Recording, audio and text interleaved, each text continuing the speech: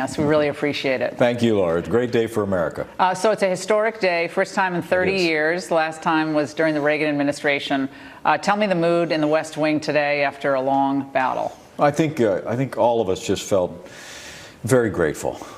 Grateful for the president's strong leadership. Here's someone who literally ran on a commitment to revive the American economy, to make sure that the forgotten men and women of this country were forgotten no more. And I watched this president all year long as he fought, and not only for the largest tax cut in American history, which passed today, but for the kind of regulatory reform, rolling back federal red tape, the kind of releasing of American energy, all the things that have already revived the American economy. But to be here for the largest tax cut in the history of the country, the kind of tax reform we haven't seen for 31 years, and at the same time to repeal the individual mandate in Obamacare and open up ANWR to environmentally responsible drilling is it's just humbling for me to be a part of it. Republicans are always known to be deficit hawks, but this legislation, by most estimates, does increase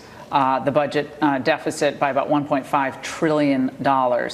What about that over 10 years? How concerned are you about that? And does that mean we're going to be tackling entitlements, as Paul Ryan always is wanting to do? Well, I can tell you, I mean, the need for the Congress to always look for ways to tighten its belt is a real priority for President Trump. But the estimates of deficits here are all based on some pretty predictable growth estimates going forward. Tax Policy Foundation says it does take into account growth. Yeah. Even if the tax cuts are permanent, they say it adds about 1.4, 1.5 That's right, but I got to tell you, President Trump really believes, and we all do, that by letting the American people keep more of what they earn, by letting middle-income Americans have more spending power, by lowering taxes on businesses large and small, that we're going to outperform those growth projections, and we're going to see those deficits overcome by growth, but also by exercising the kind of fiscal responsibility that President Trump has been driving for since the first day of this administration. Why is the public not with this bill, though? Polling, which, I'm doubtful of some of the polling, but pretty much every poll puts it between about 33%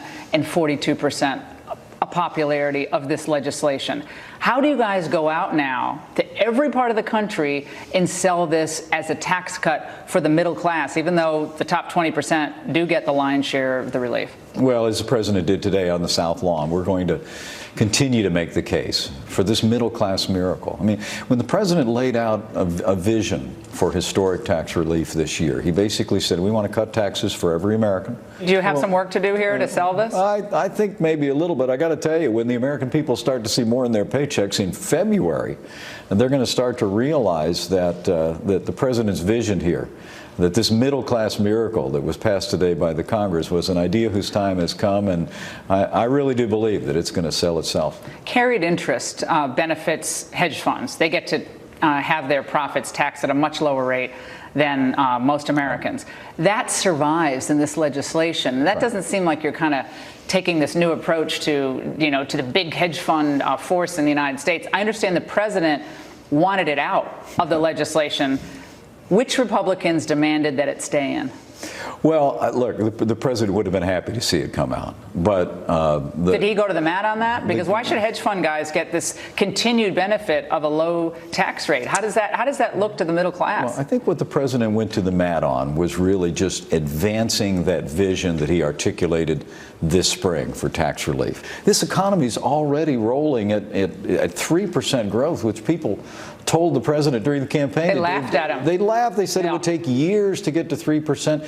He got there by the third quarter of this year, and we're continuing to see growth. But I truly do believe that you're going to see companies that had too many incentives in our old tax code to take jobs overseas, and you're going to start seeing jobs coming back to this country. You're going to see trillions of dollars pouring back into this country, investing in American jobs and American workers, and we're going to see our economy expand like never before. Are you surprised, Mr. Vice President, that you didn't get one Democratic vote? Not one. Yes. Yes, I am, actually. I find that to be actually stunning, even as partisan as things are. Yeah. Not a single. And was there anything that Republicans could have done. Joe Manchin said it was all behind closed doors, which is not accurate. But he said he had a list of things that were never considered. Yeah, Laura, look, I watched President Trump bring Democrat members of the House and the Senate to the White House. So what didn't work? For meetings, for meals, to sit down, to say, we want to work with you. Well, when you have the majority of the members of the Senate, Democrats in the Senate, sign a letter last summer taking themselves completely out of the equation, that's a disappointment, not just to our administration, but to the American people. The American people want to see the Congress work together. And I promise you, you know this president well. He's going to continue to reach out across the aisle. We're going to take on issues like welfare reform and infrastructure next year to rebuild America. You want Paul Ryan to stay.